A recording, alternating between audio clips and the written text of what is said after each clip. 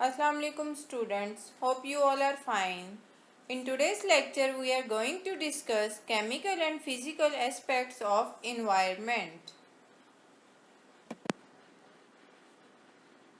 What is an environment? The surroundings or conditions in which a person, animal or plant lives or operate is called environment. हमारे surrounding में जो कुछ भी है हम उसको क्या बोलते हैं? इन्वायरमेंट कहते हैं। इन्वायरमेंट भी टू टाइप्स के होते हैं, या तो नेचुरल इन्वायरमेंट होते हैं या मैन मेड इन्वायरमेंट होते हैं। वो इन्वायरमेंट जो नेचुरली एग्जिस्ट करता है उसको हम नेचुरल इन्वायरमेंट कहते हैं, मतलब जिसको बनाने में इंसान का कोई अमल दखल नहीं होता। जबकि वो इन्वायरमेंट जो बिल्ड किया जाता है ह्यूमन बीइंग से उसको हम बोलते हैं ह्यूमन काइंड इन्वायरमेंट, ठीक है, या man made environment such as city, town, park, building etcetera.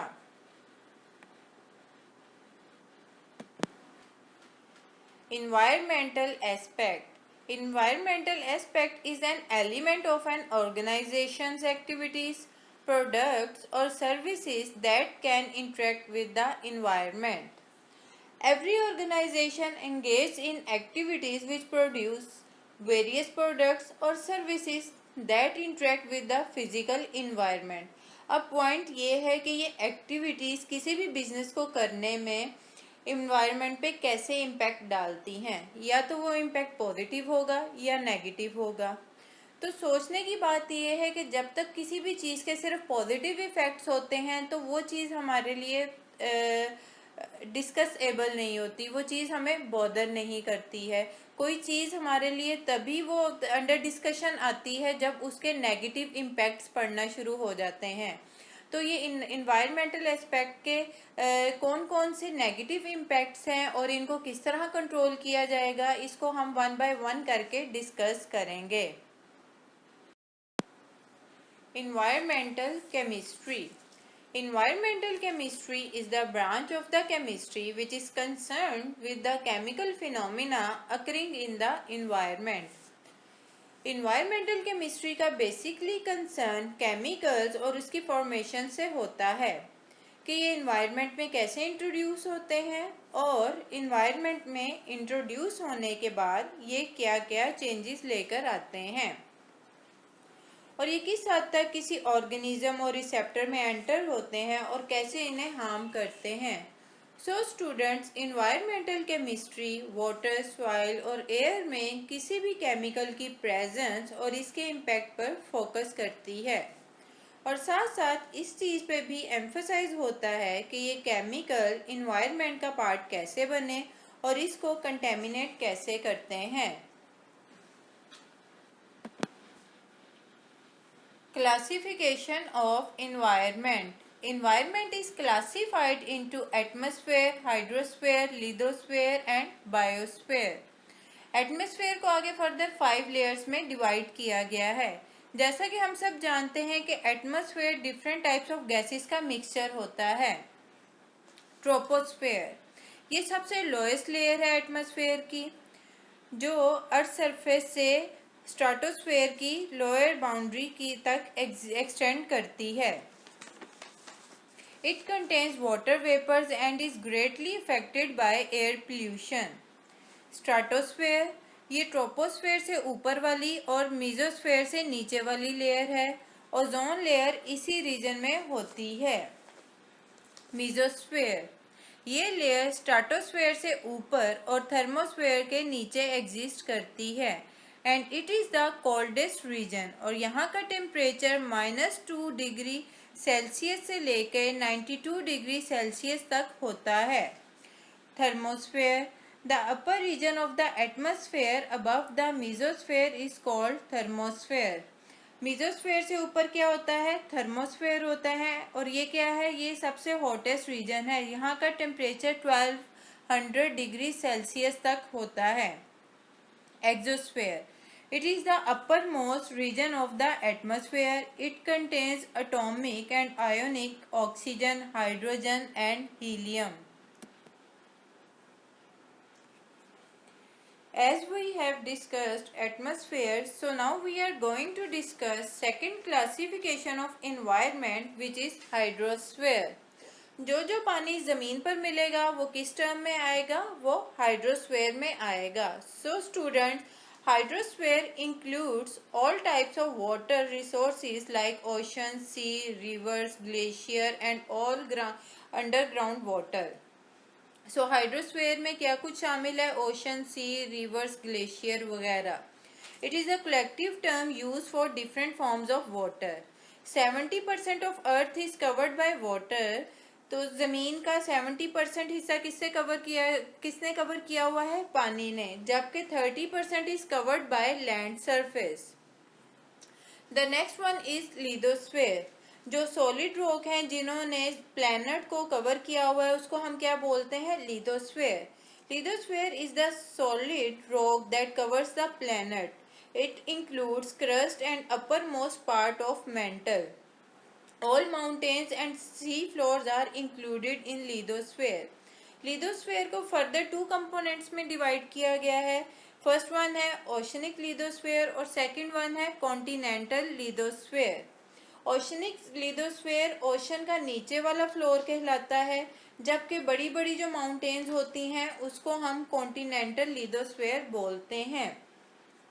अब लास्ट पे बारी आती है बायोस्फेयर की. Biosphere is that part of earth where life can exist. So biosphere जमीन का वो इन्वायरमेंट का वो हिस्सा है जहाँ पे लाइफ एग्जिस्ट करती है. पूरी लाइफ पानी में भी नहीं होगी, एटमॉस्फेयर पे भी नहीं होगी और लिथोस्फेयर पर भी नहीं होगी. एटमॉस्फेयर, हाइड्रोस्फेयर एंड लिथोस्फेयर का कुछ पार्ट ऐसा होगा जहां लाइफ एग्जिस्ट नहीं करेगी. So the question is where life can exist. Life कहाँ पे एग्जिस्ट करेगी, सोचने वाली बात है. तो लाइफ वहीं पे एग्जिस्ट करेगी जहाँ पे लिथोस्फेयर, हाइड्रोस्फेयर और एटमॉस्फेयर का कम्बिनेशन होगा. जहाँ पे सरवाइव करने के लिए सब चीज़ें पाई जाएंगी वहाँ पे क्या होगा, लाइफ एग्जिस्ट करेगी. Types of pollution. जैसा कि स्टूडेंट्स अभी मैंने आप लोगों को बताया है कि इन्वायरमेंट कितने टाइप्स होती हैं, 2 टाइप्स होती हैं इन्वायरमेंट की, natural environment and man made environment. इसी तरह पोल्यूशन भी 2 टाइप्स की होती है, natural pollution and man made pollution. Natural pollution ये वो है पोल्यूशन है जो कि नेचुरल रिसोर्सेज की वजह से होती है, जैसे volcanic eruption, forest fire etcetera. While man made pollution is a type of pollution resulting from human activities like burning of fuels, deforestation, industrial effluent and pesticides etcetera.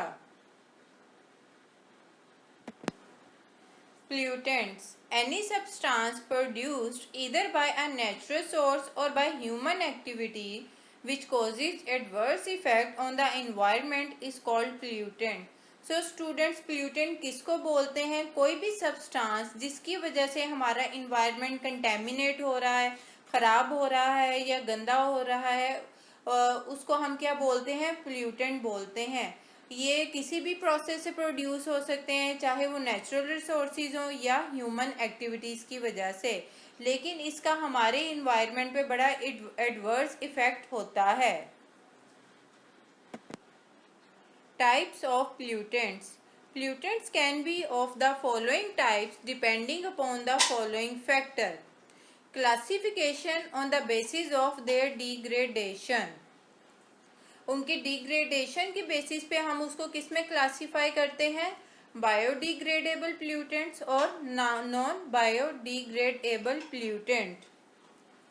Biodegradable pollutants क्या होते हैं, pollutants capable of being degraded by biological और microbial actions are called biodegradable pollutants. कोई भी pollutants जिनके ऊपर biological या microbial actions effect कर सकें उसको हम बोलते हैं बायोडिग्रेडेबल पोल्यूटेंट्स, जैसे कि डोमेस्टिक सीवेज वगैरह. Non biodegradable pollutants, the substance which are normally not acted upon by microbes are called non biodegradable pollutants. कोई भी सब्सटेंसेस जिनके ऊपर माइक्रोब्स इफेक्ट नहीं करते हैं उसको हम बोलते हैं नॉन बायोडिग्रेडेबल प्ल्यूटेंट्स, जैसे कि वेस्ट, ग्लास, प्लास्टिक, फिनाइल और poisons, radio active substances, pesticides और हैवी मेटल एटसेट्रा।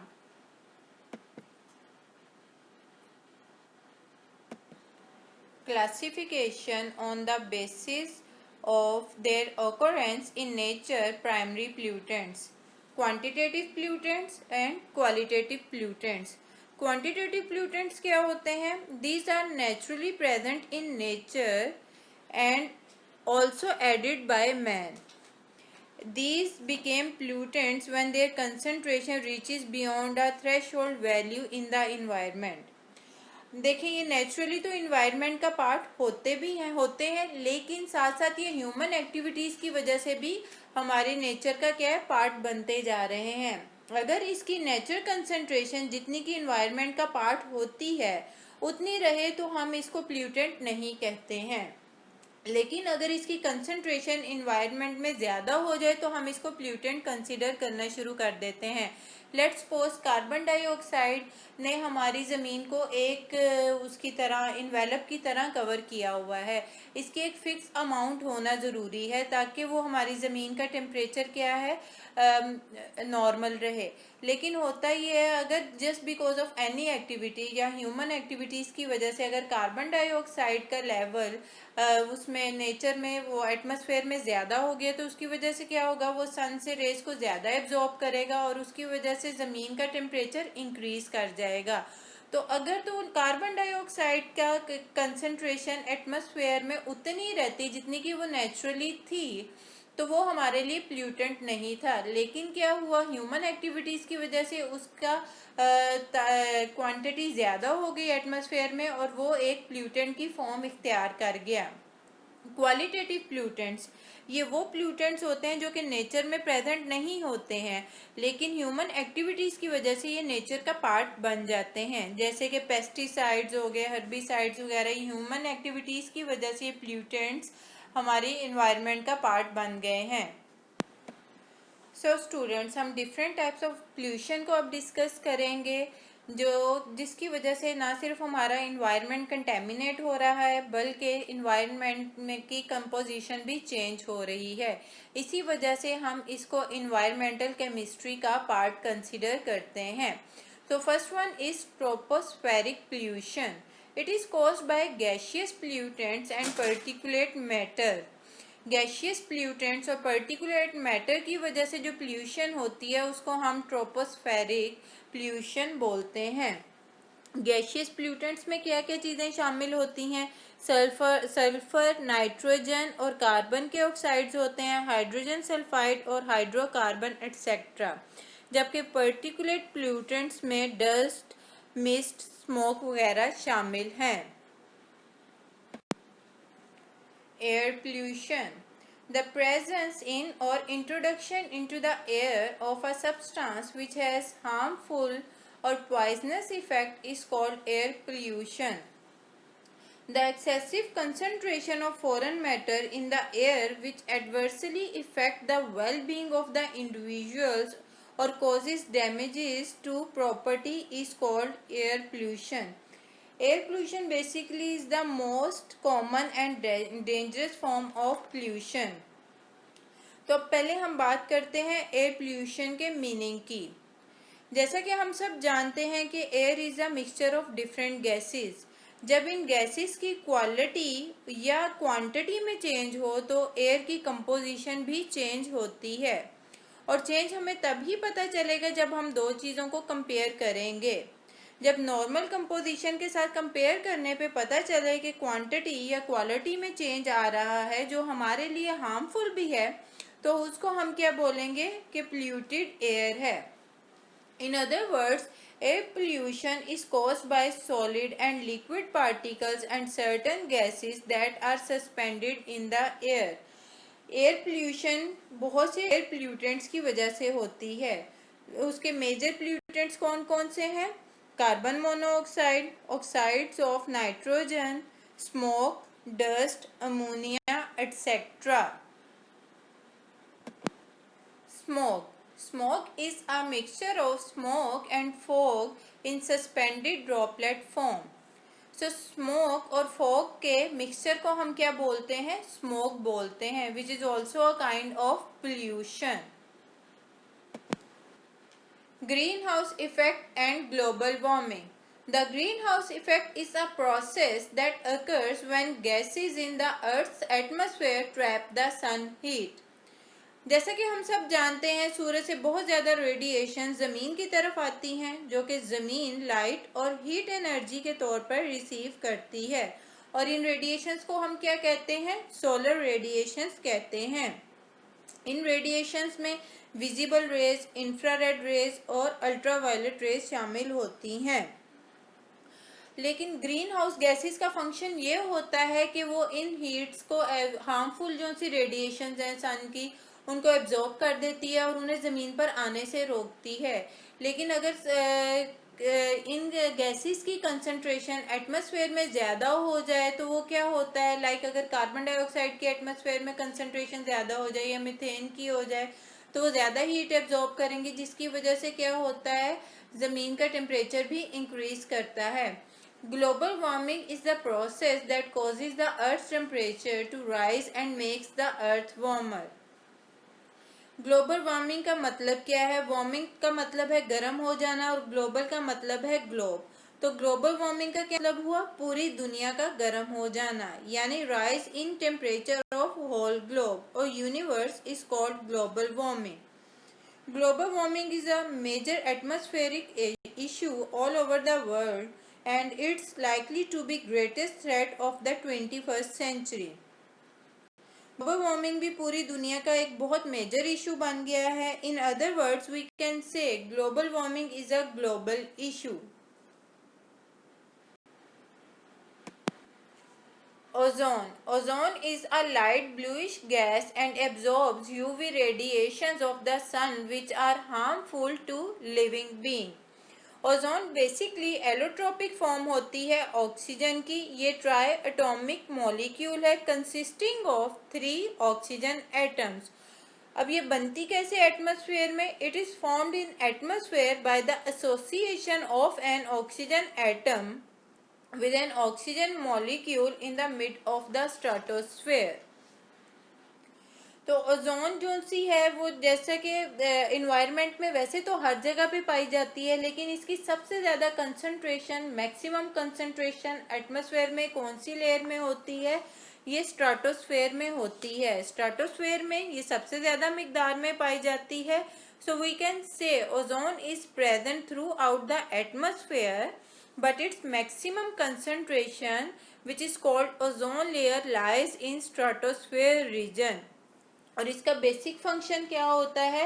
ये जो यूवी रेडिएशंस होती हैं, अल्ट्रावायलेट रेडिएशन होती हैं सन की, उसको ज़मीन पे आने से रोकती है। लेकिन कुछ अरसा पहले अंटार्कटिका के ऊपर एक होल इन्होंने ऑब्जर्व किया साइंटिस्ट ने ओजोन लेयर में, जिसको इन्होंने ओजोन होल का नाम दिया। और ओजोन लेयर की डिप्लीशन की मेन रीज़न क्या थी? क्लोरोफ्लोरोकार्बन्स थी। ठीक है, और इस होल की वजह से क्या हुआ? अल्ट्रावायलेट रेडिएशन ज़मीन की तरफ आना शुरू हो गई। ये इतनी हार्मफुल रेडिएशन है, इसकी वजह से स्किन कैंसर होता है, it effects on immune system and it also causes loss of site. Water pollution. The contamination of water by foreign substances is called water pollution. Presence of foreign substance क्या होते हैं? कोई भी ऐसा substance जो बाहर से आया हो, जो कि पानी की नेचुरल कंपोजिशन का पार्ट नहीं, उसको हम फॉरेन सब्सटेंस कहेंगे। अब फॉरेन सब्सटेंस हमारे लिए अच्छे भी हो सकते हैं और बुरे भी हो सकते हैं। तो हम लोग फॉरेन सब्सटेंसेस को इम्प्योरिटी ही कंसिडर कर लेते हैं। कोई भी ऐसे फॉरेन सब्सटेंसेस और इम्प्योरिटी की प्रेजेंस जिसकी वजह से पानी की क्वालिटी या क्वांटिटी इन्हेंस नहीं हो रही बल्कि डिग्रेड हो रही है, इसको हम वाटर पोल्यूशन कहेंगे। Water is one of the most important substances on earth, and all plants and animals must have water to survive. So we can say that every living being on earth depends on water for its survival. हर जानदार चीज को survive करने के लिए जिन चीजों की जरूरत होती है, पानी इनमें से एक है। तो इसका मतलब ये है कि जो भी पानी हम इस्तेमाल करें, ना तो उसमें कोई जर्म्स हो और ना ही कोई केमिकल्स हों। रीजंस जिनकी वजह से या सोर्सेज जिनकी वजह से वाटर पोल्यूट होता है वो हैं oil, atomic explosion, waste from fertiliser industries, clay, sulphates, zinc etcetera. Soil or land pollution. The addition of substances in an indefinite proportion changes the productivity of the soil is called soil or land pollution. कोई भी ऐसा substance जिसकी वजह से ज़मीन की productivity या तो कम हो जाए या चेंज हो जाए उसके शामिल होने की वजह से ज़मीन में, तो उसको हम क्या बोलते हैं? सॉइल और लैंड पोल्यूशन कहते हैं। इसके बहुत से सोर्सेज हैं, जैसे कि एग्रीकल्चरल पोल्यूटेंट्स, उसमें कौन कौन सी चीज़ें शामिल हैं? फर्टिलाइजर्स, पेस्टिसाइड्स, इंसेक्टिसाइड्स, हर्बिसाइड्स वगैरह होते हैं। इंडस्ट्रियल वेस्ट भी हो सकता है, रेडियो एक्टिव वेस्ट भी हो सकता है, सॉइल कंडीशनर्स जिसमें बहुत ज़्यादा टॉक्सिक मेटल होता है, उसको भी हम क्या बोलते हैं? सॉइल पोल्यूशन का कॉज बोलते हैं, या कि फार्म वेस्ट वगैरह भी सॉइल पोल्यूटेंट्स ही कंसिडर किए जाते हैं। सो स्टूडेंट्स, अभी तक हमने डिफरेंट टाइप्स ऑफ पोल्यूशंस का डिस्कस किया है, जिनकी वजह से ना सिर्फ हमारा इन्वायरमेंट डिस्ट्रॉय हो रहा है बल्कि ह्यूमन हेल्थ भी उसकी वजह से इफ़ेक्ट हो रही है। और ये सब हमारे किससे बिलोंग करते हैं? इन्वायरमेंटल केमिस्ट्री से बिलोंग करते हैं। लेकिन अब हम बात करते हैं ग्रीन केमिस्ट्री की, जिसका मेन पर्पस ये है कि वो इस तरह के केमिकल्स को डेवलप करे या ऐसे प्रोसेसेस डिज़ाइन करे जिसकी वजह से जो सब्सटेंसेस हैं जिनका ह्यूमन हेल्थ पे या इन्वायरमेंट पे नेगेटिव इम्पैक्ट है वो कम से कम किया जा सके। So green chemistry may be called chemistry involved in the design, development and implementation of chemical products and processes to reduce or eliminate the use and generation of substances hazardous to human health and the environment. Some important principles and methods of green chemistry are, इसके जो उनसे बहुत important method हैं या principle हैं वो ये हैं: it is better to prevent waste than to treat or clean up waste after it is formed. कि वेस्ट को प्रिवेंट किया जाए ये ज़्यादा बेहतर है बजाय इसके कि इसके बनने के बाद इसको प्रोसेस किया जाए या इसको क्लीन अप किया जाए। The second one is synthetic methods should be designed to maximize the incorporation of all materials used in the process into the final product. Environmental physics. We know from our own experience that winds blow and ocean move. हमारी ज़मीन solid नहीं है because solid basically वो चीज़ होती है जो space में immovable हो। पिछली कुछ सदियों से ह्यूमन बींग्स ने अपनी एक्टिविटीज़ की वजह से अर्थ के नेचुरल रिसोर्सेज को बहुत बुरी तरह एक्सप्लॉइट किया है। Ozone hole, global warming, acid rain और अर्बन पोल्यूशन की वजह से जो भी हेल्थ इश्यूज आ रहे हैं they all attracted world wide attention from both social and political commentators. Earth के नेचुरल रिसोर्सेज को जितना भी ह्यूमन एक्टिविटीज़ और इंडस्ट्रियल डेवलपमेंट की वजह से नुकसान हुआ उन सब को समझने और असेस करने के लिए पिछले 30 सालों में साइंस की न्यू ब्रांच इन्वायरमेंटल फिजिक्स को इंट्रोड्यूस किया गया, जिसका मेन पर्पस इन्वायरमेंटल इश्यूज को डिस्कस करना है। Environmental physics is an interdisciplinary subject that integrates the physics processes of atmosphere, the biosphere, hydrosphere and geosphere. Environmental physics एक interdisciplinary subject है जो एटमॉस्फेयर, बायोस्फीयर, हाइड्रोस्फीयर और जियोस्फीयर के physics processes को integrate करता है। इन्वायरमेंटल फिजिक्स प्लांट और animals का नेचुरल इन्वायरमेंट के साथ फिजिकल इंटरेक्शन बनाता है. Environmental physics can be defined as the response of living organisms to their environment within the framework of the physics of environmental processes and issues. Themes of environmental physics. कोई भी specific environmental process अकेले नहीं होता. मतलब ये कि environmental processes आपस में इंटरडिपेंडेंट होते हैं. Themes of environmental physics includes human environment and survival physics, urban environment, renewable energy, remote sensing, weather, climate and climate change, environmental health. Living organisms को डिफरेंट इन्वायरमेंटल कंडीशंस में survive करने के लिए environmental conditions like hot and cold climate etcetera को adopt भी करना पड़ता है. They are thermodynamic entities characterized by energy flows both within the body and between the body and its environment. मिसाल के तौर पर इंसान को सरवाइव करने के लिए बॉडी टेम्परेचर 35 से 400 सेल्सियस स्केल के दरमियान में मेंटेन करना चाहिए. ह्यूमन बींग्स ज़मीन पर जितने भी डिफरेंट टाइप्स ऑफ इन्वायरमेंट हैं, चाहे वो आर्कटिक रीजन से लेके मंगोलिया के डेजर्ट तक हो या अफ्रीका के जंगल से लेके पैसिफिक रीजन तक हो, अपने सर्वाइवल के लिए मैनेज कर लेता है. चाहे एनवायरमेंटल कंडीशंस जो भी हों, मैमल्स और ह्यूमंस अपना कांस्टेंट बॉडी टेम्परेचर मेंटेन रखते हैं. They sustain their body temperature by adjusting the rate of energy transfer and energy production. जबकि कुछ एनिमल स्पीशीज लाइक रेप्टाइल्स और एम्फीबियंस का core body temperature environmental temperature के साथ साथ चेंज होता रहता है. Thank you for your kind attention. Allah Hafiz.